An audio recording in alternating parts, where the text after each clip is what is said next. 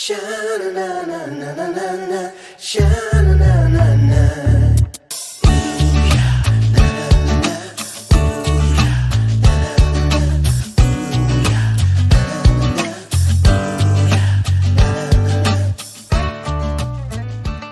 Well, howdy, it's Laura with Jot and Tittle Vintage Typewriters. Welcome today to a tutorial video on the Royal Safari, and as you can tell, I have got a super duper bright typewriter in front of me. You are going to need your sunglasses. Now, obviously, this is not the original color, but I have not done a Royal Safari tutorial in a really long time just because we haven't had any. So I thought I would do one anyway, even though this is not an original color. So let's get started. So the Royal Safari, this one happens to be a 1968. And one thing about this particular one is it's cursive. Nice. So the Safaris, you know, when I have seen cursive typewriters, I would say half of them are Safaris. So I haven't done any research, but I suspect then that was a nice or a fairly common option for this model. I could be wrong. I'm just making an assumption. So, and my other assumption is if you are watching this video, you might actually have one, or you found one, or somebody gave you one and you want to know how to use it. Glad you're here. All right, I'm going to show you how to use it. So first things first, yours is not going to be this color, and that's okie dokie. So, well, I'm not even going to try to lift up the back. There's really nothing to see in the back for you. So this one has what is called magic margins. I am not particularly a fan of magic margins, but Royal thought it was pretty cool way back then. So what they are is that's how you set your margins. Normally you just press and drag, but not on a Royal.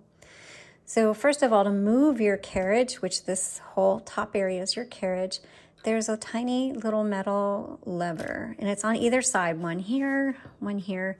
Doesn't matter which side, you just press it in and go back and forth. So I can see I have fairly narrow margins right now. So to move my margins out, I am gonna press down on the left margin, and while I'm holding it down, I'm gonna release the carriage. So I'm gonna press down, release the carriage, and then push it out. Okay, so now my margin is way out here. Now, honestly, I don't want my margin way out here. So let's make it right about here. And the nice thing is when you're going in, you don't have to do anything except press. And you can hear it click. So there we go. It's nice. It's right where I want it. Okay, over here, you can hear the bell goes off every time I get to the right margin, and that is just the way typewriters are made. That bell tells you, hey, you're at the right margin. You need to hit your return handle and go back to the beginning. So let's go and change our right margin. It's pretty close in. Let's move it out. Again, when you want to go out, you have to press the magic margin and the carriage release at the same time. My video stand is in the way, but we'll try this. Okay, so now it's all the way out. It's way out here. But again, I'm going to bring it in, let's say right here. And because I'm coming in, I don't have to release the carriage or anything. I'm just going to press, and it should ding. And it did. To tell me it is set. So now here's my margins here and here. Very nice. Very nice indeed. Okay. So when you this is called your return handle, and this is how you go to the next line and go to the beginning of the line. And you have right here your line selector. On mine, everything's painted over. Sorry about that. But yours should say either 1, 2, or 3. I think I can see it underneath. 1 and 2 is what you should have. So there's single line. There's a 1.5 and a 2. Okay. So let me load a piece of paper. I don't think I have an empty paper, do I? I'll just use the back side of something here. So with your paper, you just load it right there. You just set it there. Turn the handle. You don't have to shove it down or anything. And that loads so nice. And you just go to the beginning, and there's your return handle. And when you go to, here's your end. Now let's say you're typing and you get to the end, but you're in the middle of a word. There's a nice little button right here, and it says Marrel. What is Marrel? They forgot the V, you know, for like Marble. But no, it means margin release. So you hit Marrel, margin release, and there you go. You can finish your word and then hit your return handle and go back to the beginning. Very good place to start. All right. You do not want to hear me sing.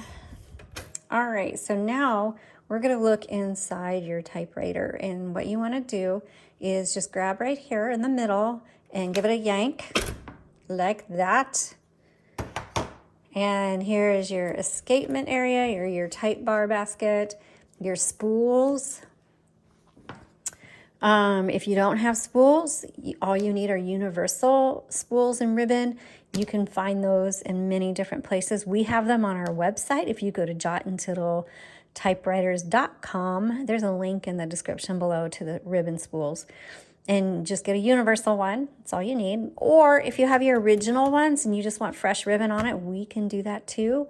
Again, go to where the ribbon link is and select custom ribbons. And that's how that works.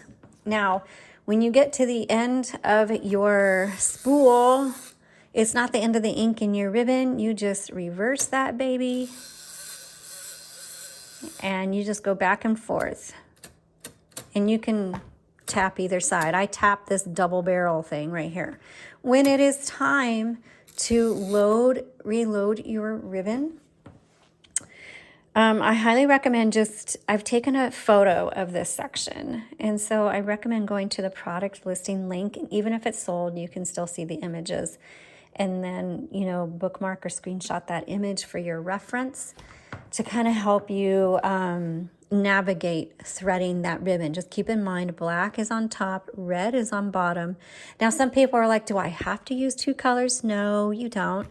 You can get a solid red, and some people go, hey, do you have any other colors? Yes, we don't, but if you go to eBay or Etsy or some other marketplace, you will find colored ribbon, as long as it's a 1-inch ribbon that goes on a 2-inch spool.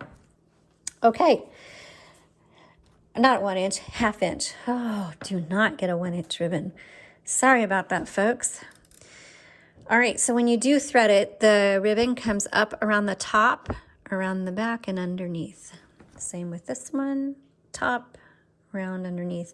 Make sure that ribbon goes through the double barrels there, and then you'll have to thread it through this middle section, paying attention to where you'll see little dividers in the metal slits or whatever, and you'll have to navigate through that. It's very messy. Please keep either put rubber gloves on or keep a washcloth nearby. All right, so that is how you reverse your ribbon and kind of how you change your ribbon. When you put this back on, just snap it in place like that. Okay, down here, there's the face. And they've got big chunky keys, and they're actually really fun. I like the feel of these.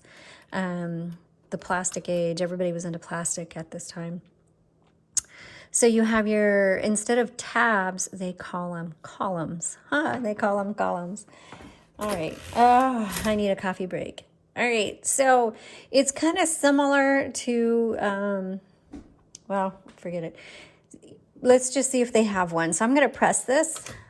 Yeah, there's a column set there, and there's one there. So let's clear all of them. And what I'm going to do is I'm going to press in the column clear button, and I'm going to hold it while releasing the carriage. And I like to do it just a couple times. That should clear everything. Let's see. It does. And I keep my hand here just because sometimes that carriage can go flying pretty fast. Also, you do not want to keep your coffee anywhere near your carriage. I have lost a few of my mugs. Okay. To set it, just pick where you want to have a column if you're going to use them. Remember, it's the same thing as a tab. They call it magic, column set, whatever. You just hit set. And that should, ooh, it didn't. Anyway, so obviously it doesn't work on this.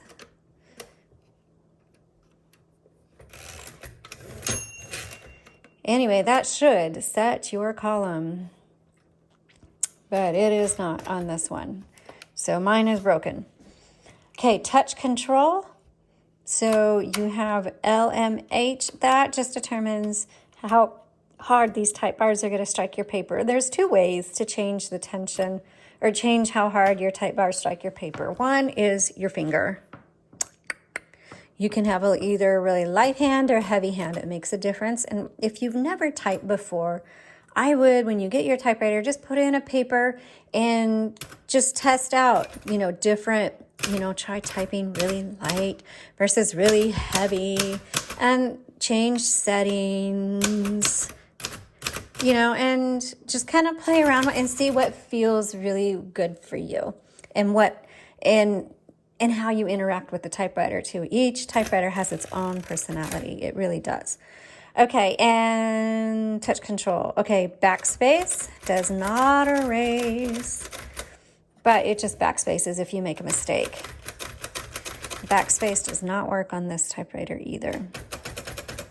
Okay, but so when you make a mistake, and if you, like in this case, if the backspace doesn't work, you can just tap your carriage, and then you can X out or line out, or you can just type over your mistake, whatever you want to do. Some people are like, do not type over your mistake, just X out of it and retype the word. So however you want to do it. Anyway, that is the basics of, I forgot. It says twin pack. I don't know why it says twin pack. That's just a name for their ribbon. So R is red, B is for black, and S is for stencil. If you have it on S,